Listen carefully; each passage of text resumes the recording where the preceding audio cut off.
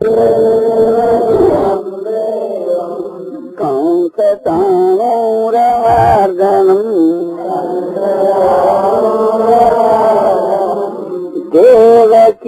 परमानंदम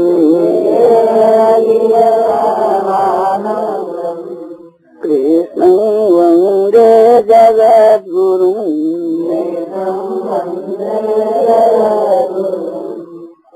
तोषण सुख दुःखदा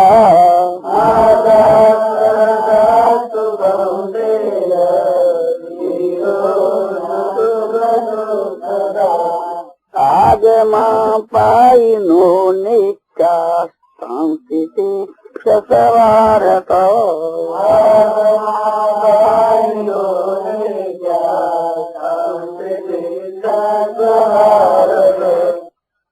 कौन से मने हे कुंती पुत्र शीतोषण सुख दुग्धा मात्रा स्पर्शः आगमापायिनः अनित्या भारतः ताम तितिक्षुष। भगवान अर्जुन को कहते हैं कि हे कुंती पुत्र शीतोष्ण सुख दुख मानो सर्दी गर्मी और सुख दुख को देने वाले कौन कि मात्रा स्पर्श इंद्रिय और विषयों के संयोग। ये कहते हैं कि आगमापायी न आगम और अपाय आगमन होते जाते रहते हैं। आगमन आते हैं अपाय माने जाते हैं तो क्षण क्षण के बीच के वहाँ आते जाते हैं। तीसरा सब का नाम क्षण भंगुर और कहते हैं कि अनित्य माने सदा नहीं रहते अनित्य है। अतः हे भात माने हे भरतवंशी अर्जुन दान उनको तुम तितिक्षुष माने सहन कर बर्दाश्त कर। तो यह कौन से संबोधन लेकर के भगवान का क्या अभिप्राय है। मतलब तुम्हारी माता जो कुंती है उस सहन शक्ति के वहां बहुत उच्च कोटि की है तो उसका पुत्र होकर के तुमको भी सहनशील बनना चाहिए। जबकि तुम्हारी माँ एक प्रकार से सहनशील है क्योंकि बालक अवस्था के माँ कुंती दुर्वासा की सेवा करी तो दुर्वासा के एक कोप की तरफ ख्याल रखती हुई कहीं ये कोप नहीं करें। उनका जो बर्ताव है दुर्वासा का बड़ा कठिन उसको सहाय करती। फिर पति के साथ के बीच के माँ वन में रहने लगी तो वन के माँ भी सहनशीलता इसमें बहुत उत्तम थी। उसके बाद में पति के मरने के बाद में कुंती ने बहुत कष्ट सहे किंतु परवाह नहीं की। दुर्योधन के बर्ताव को सहना कोई मामूली बात नहीं थी।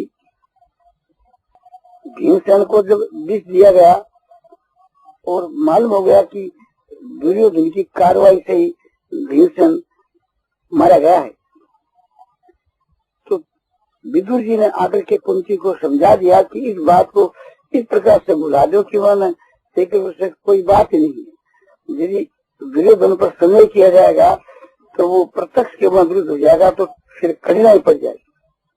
ये समझो कि अपने 5 पुत्र थे 4 ही से तो कुंती उस बात को एक प्रकार से ऐसा बर्दाश्त कर गई कि जैसे चोर की माँ चोर मरने पर रोती हुई।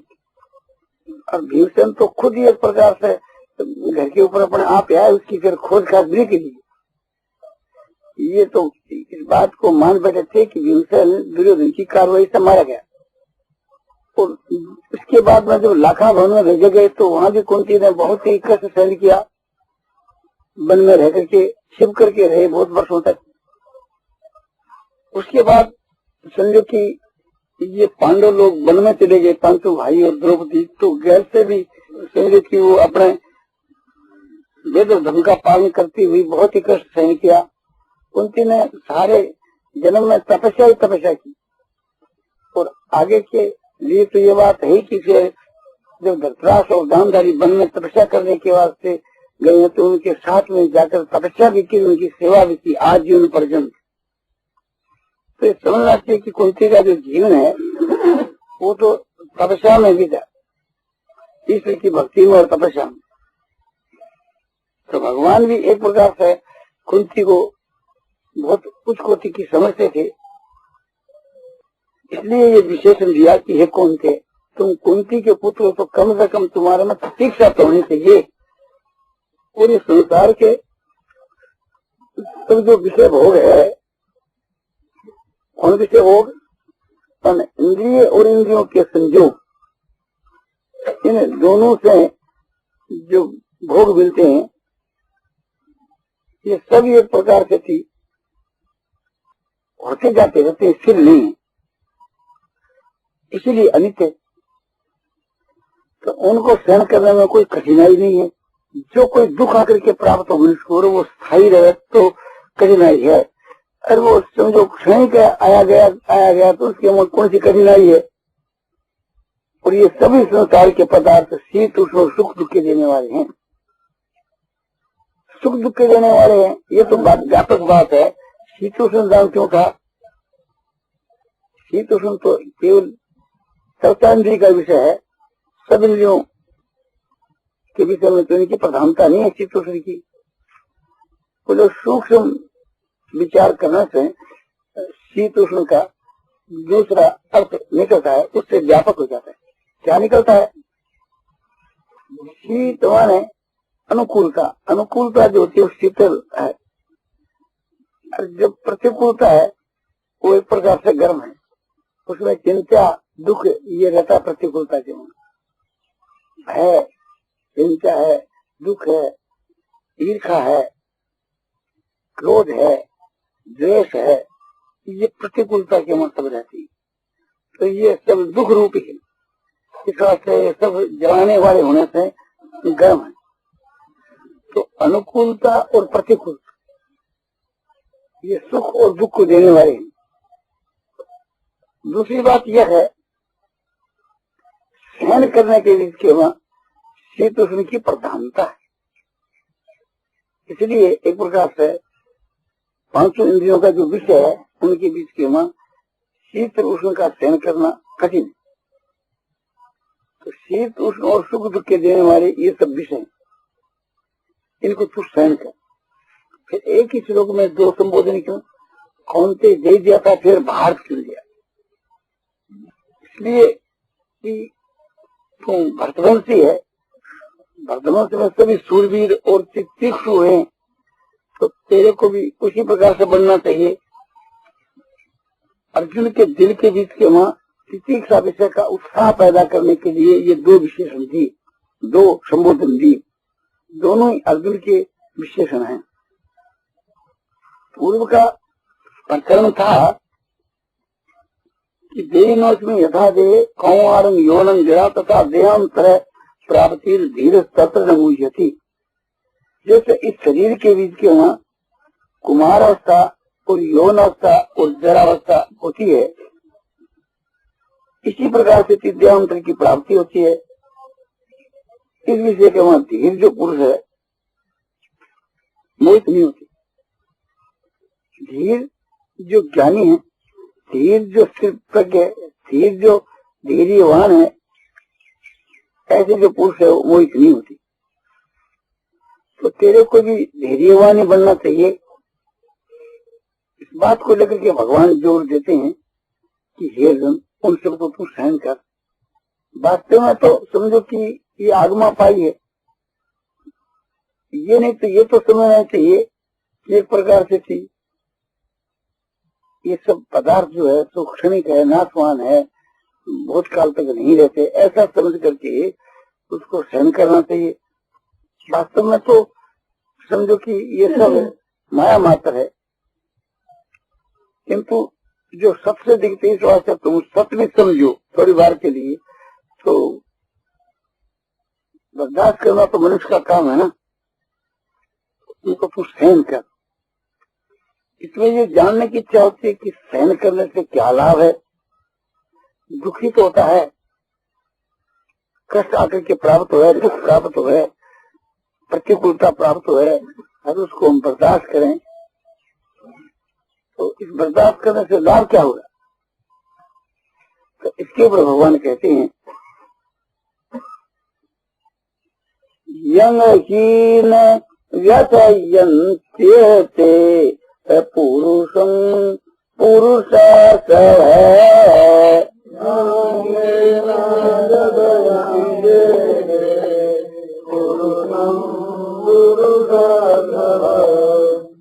समदोख सुखं धीरं सोमृत स्वाय कल्पते।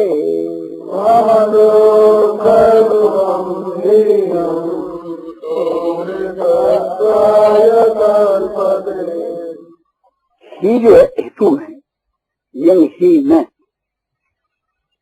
ही यशवाद पुरुष रसव है, हे पुरुष श्रेष्ठ है।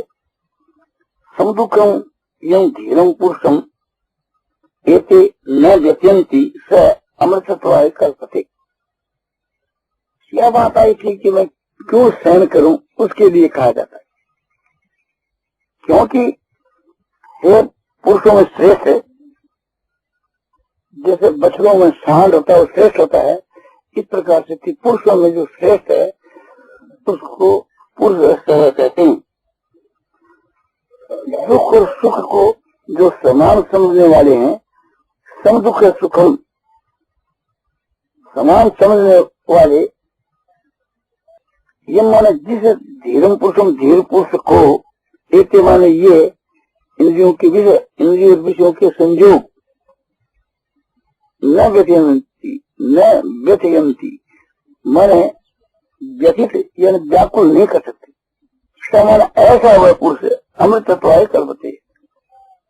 अमृत माने परमात्मा, परमात्मा की प्राप्ति के लिए वे योग समझे जाते हैं, योग होते हैं या मोक्ष के लिए समर्थ होते हैं। अमृत नाम यदि मोक्ष का हो तो मोक्ष के लिए वह योग होता है एक पर्सन से, और उससे को आदर से बोले तो होते हैं। तो ये कहना है कि उनको तू सहन कर। मैं क्यों सहन करूं? तो उसका ये उत्तर है कि सहन करने से परमात्मा की प्राप्ति का पात्र बन जाता है। यदि परमात्मा की प्राप्ति की इच्छा है तो सहन करो, नहीं तो नहीं।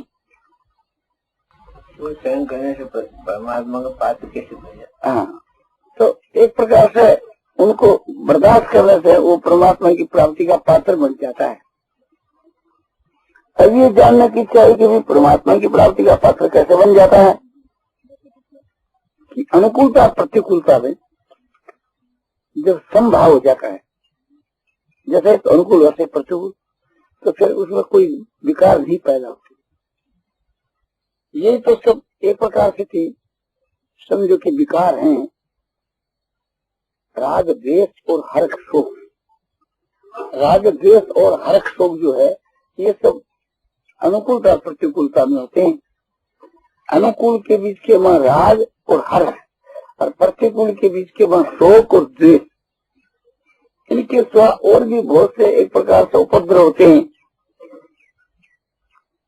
सारे उपद्रवों के समझो की मूल है अनुकूलता और प्रतिकूलता। इसीलिए एक प्रकार से शीतु स्थिति, अनुकूल वृत्ति और प्रतिकूल वृत्ति दी गई, और ये सभी एक प्रकार से सुख और दुख देने वाले होते हैं।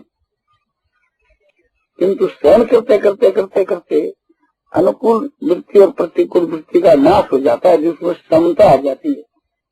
सहन करते करते करते, बर्दाश्त करते करते, तो बर्दाश्त की जो पराकाष्ठा को पहुंच जाता है, तो एक प्रकार से फिर समता आ जाती है, और समता के आने से भी वो परमात्मा की प्राप्ति के लिए पात्र बन जाता है। हमारे शास्त्रों के बीच के ये जो बात बतलाई गई, माता पिता की सेवा से बालकों को परमात्मा की प्राप्ति हो जाती है, और पति की सेवा से स्त्री को, और गुरु की सेवा से शिष्य को, और भगवान की सेवा से भक्त को। यदि को कि भगवान की सेवा से भक्त को भगवान की प्राप्ति हो जाए तो ठीक है, वो तो एक प्रकार से भगवान का भक्त ही है, तो भगवान की प्राप्ति हो जाती है, ठीक है। और पति की सेवा से पति की प्राप्ति एक प्रकार से हो जाए, अनुकूलता हो जाए, ये तो ठीक है। माता पिता की सेवा से माता पिता अनुकूल बन जाए, उनकी प्राप्ति कह दो, ये तो ठीक है। किंतु भगवान की प्राप्ति कैसे हो जाती? गुरु की सेवा से गुरु की प्राप्ति हो सकती है, भगवान की प्राप्ति कैसे हो सकती है? और शास्त्रों में लिखा है, शास्त्रों में लिखा है तो क्या आजकल के समय में बिना युक्ति के बिना कोई नहीं मानते, तो युक्ति संगत एक तो ये युक्ति है कि जैसे शास्त्र कहता है कि मातृदेव भव, पितृदेव भव, आचार्य देव भव, माता को पिता को तुम देव जो है ईश्वर के समान मानने वाला हो, गुरु को तुम ईश्वर के समान मानने वाला हो, तो उनके बीच के वहाँ भगवत बुद्धि जो है वो उस कोटि की धारणा है। ऐसी धारणा से जो सेवा होती है वो उस कोटि की सेवा होती है। इसी प्रकार से असली को अपने पति के प्रति यही भाव रखना चाहिए, देव भाव, ईश्वर भाव। पति को देवता के समान समझे, ईश्वर के समान समझे, ठीक है। इस प्रकार से समझना से ईश्वर की प्राप्ति हो जाती है, न्याय युक्त है। और दूसरी युक्ति आपको बतलाई जाती है कि वही असली पति बरता है कि जो पति के अनुकूल बरती है, वही सच्चा माता पिता का भक्त है जो माता पिता के अनुकूल बरता है, और वही एक प्रकार से शिष्य सच्चा शिष्य है जो गुरु के अनुकूल बरता है। तो जो बड़े हैं वृद्ध हैं, इनके चरणों में रोज नमस्कार करना, इनकी आज्ञा का पालन करना और इनकी सेवा, और उत्तम सेवा हो वही है कि उनके अनुकूल होना। क्या उनकी सेवा तो करता हूँ, हुक्म का पालन करता नहीं, तो वो सेवक क्या हो? ये तो कहीं नहीं बतलाया कि हुक्म चलाने वाला भी सेवक है, हुक्म पालने वाला ही सेवक है। जब हुक्म का पालन करता है तो वहाँ उनको बहुत ही कठिनाई पड़ती है और जगह जगह उनको बर्दाश्त करना पड़ता है। स्त्री है वो एक प्रकार से ये चाहती है कि मैं तीर्थ करना चाहती हूँ, व्रत करना चाहती हूँ, उपवास करना चाहती हूँ, किंतु उसका पति कहता है कि नहीं,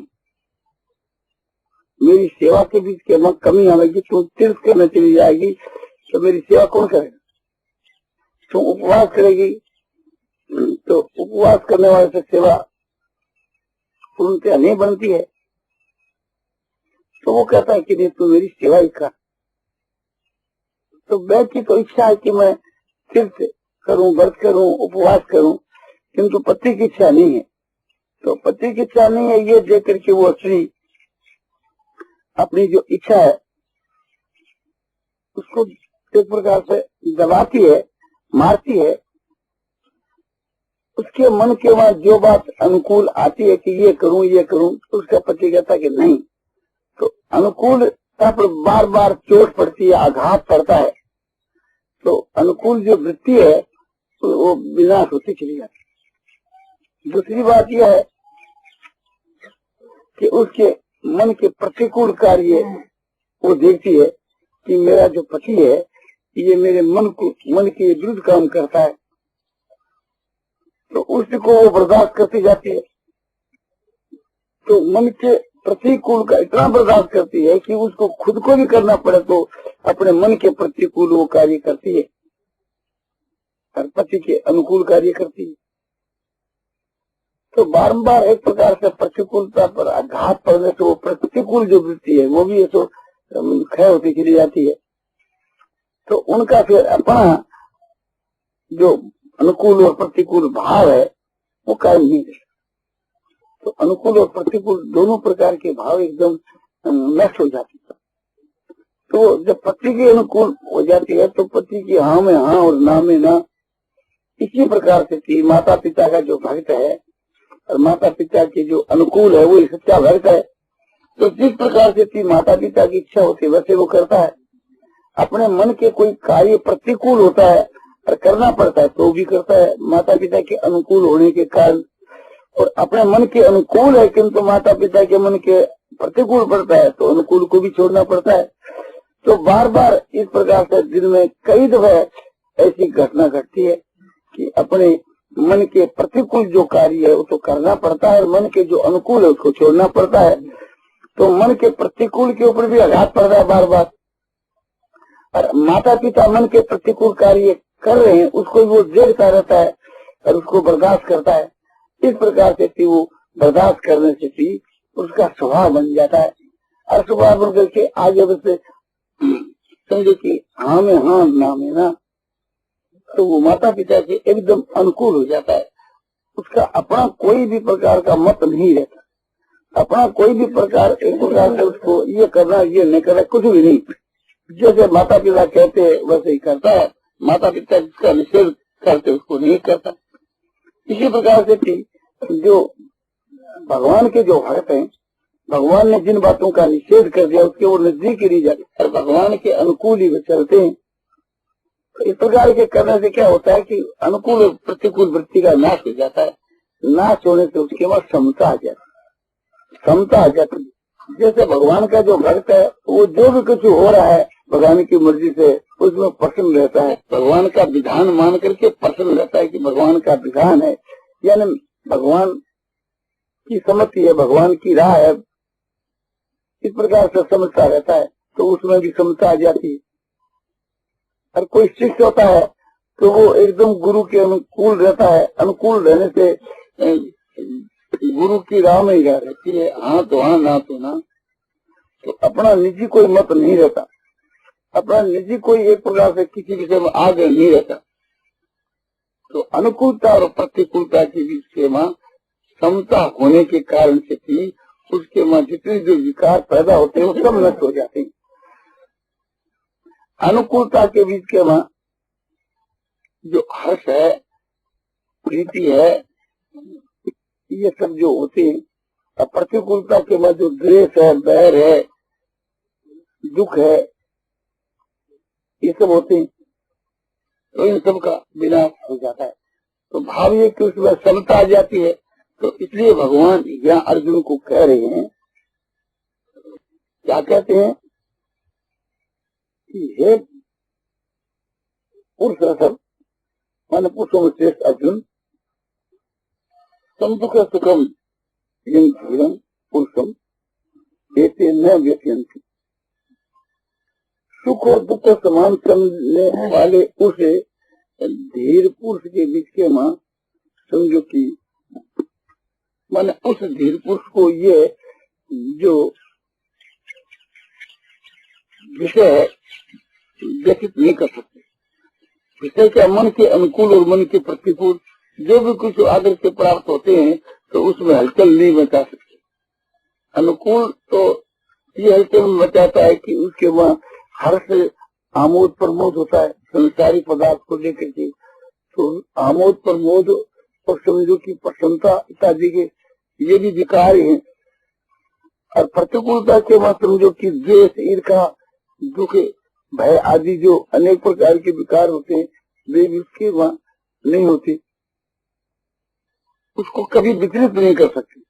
ये सब विषय उस धीर पुरुष को, कैसा जो धीर है एक प्रकार से सहन शक्ति करते करते जिसके मन बहुत धैर्य आ गया है, जिसकी बुद्धि एकदम स्थिर हो गई है, तो कैसा जो धीर है कि धीमे ने ज्ञानवान जो परमात्मा के तत्व को जानने वाला। तो स्त्री अपना पति की सेवा करती है तो पति के हृदय के भाव को वो जान लेती है। माता पिता की सेवा करने से माता पिता के भावों को सेवा करने वाला लड़का जान लेता है। गुरु की सेवा करने वाला शिष्य गुरु के भाव को जान लेता है। इसी प्रकार से भगवान की सेवा करने वाला भगवान के भाव को जान लेता है। तो सेवा का यह फल है कि उसके बीच के मां समता आ जाती है और सेवा के बीच के मां सहन शक्ति करनी पड़ती है। तो ये प्रकरण था कि भी सहन शक्ति करने से भी परमात्मा की प्राप्ति के लिए पात्र कैसे बन जाता है। कि जैसे सहन शक्ति के प्रभाव से भी पति की सेवा करने से अपनी परमात्मा की प्राप्ति के लिए योग बन जाती है। बालक जो है तो माता पिता की सेवा के प्रभाव से बन जाते हैं और शिष्य जो है तो गुरु की सेवा के प्रभाव से बन जाते हैं। और उसमें सहन शक्ति यदि नहीं है तो सेवा नहीं बन सकती। और सेवा उसी का नाम उनके अनुकूल बन जाना, और उनके अनुकूल बनता है तो अपने अनुकूलता का त्याग करना पड़ता है। तो अपने अनुकूलता का तो त्याग और अपने प्रतिकूलता का ग्रहण, तो इस प्रकार के करने से भी समझो कि अनुकूल और प्रतिकूल दोनों वृत्ति है सो नष्ट हो जाती है और केवल उसी के प्राण हो जाता है, उसी के शरण हो जाता है। तो इस प्रकार के करने से भी असल जो परमात्मा की प्राप्ति हो जाती। इसीलिए ये बात बताएगी कि सेवा धर्म कठिन, तो उसका फल भी कठिन। सेवा जो है उसी का नाम सेवा है कि एकदम उसके अनुकूल बन जानो। सेवक जो है तो स्वामी का अनुयायी होता है।